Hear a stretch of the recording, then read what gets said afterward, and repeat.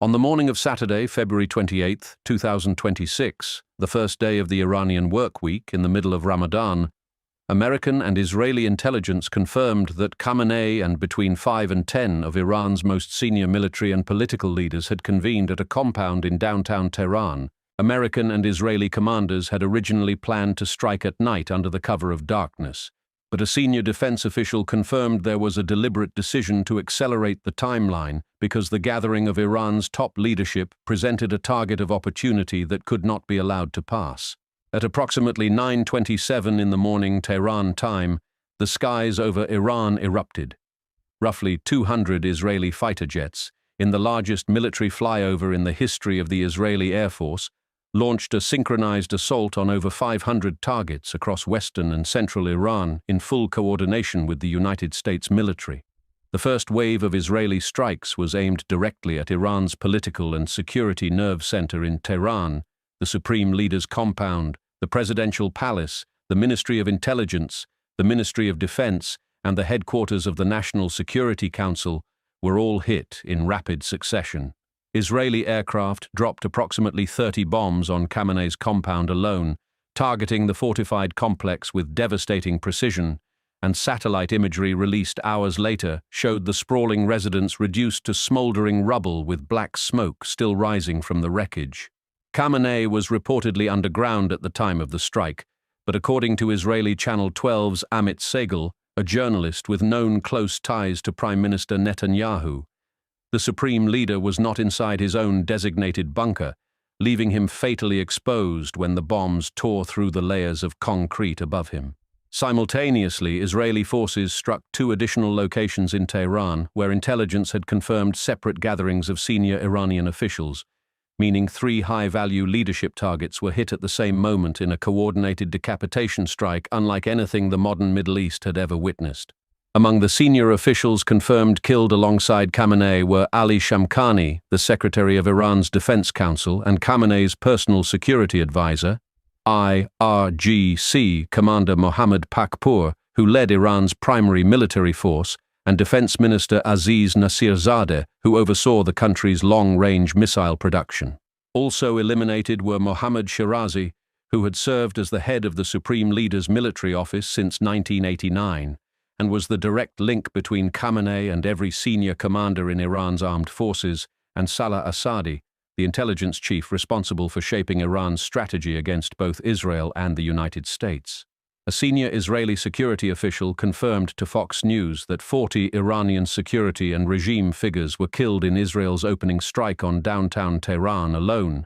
a staggering blow that effectively severed the head of the Islamic Republic's entire command structure in a single morning. While Israel targeted the regime's leadership, the United States military launched its own parallel operation, Operation Epic Fury, focusing on Iran's ballistic missile sites, nuclear infrastructure, air defense systems, and IRGC military installations across the country from the air and from naval assets positioned throughout the region. President Donald Trump confirmed Khamenei's death on Truth Social that afternoon, writing that Khamenei, whom he called one of the most evil people in history, had been unable to avoid American and Israeli intelligence and tracking systems,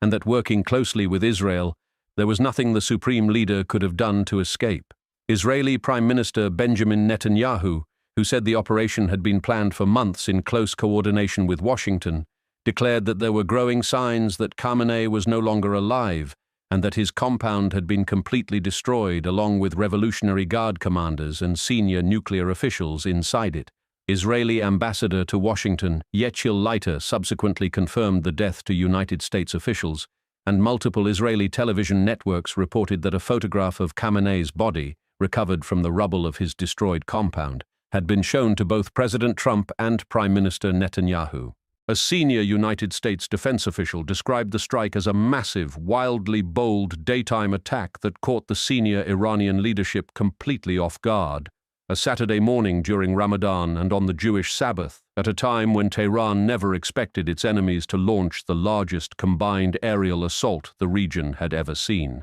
The success of the decapitation strike was made possible by years of Israeli intelligence penetration into the highest levels of the Iranian regime,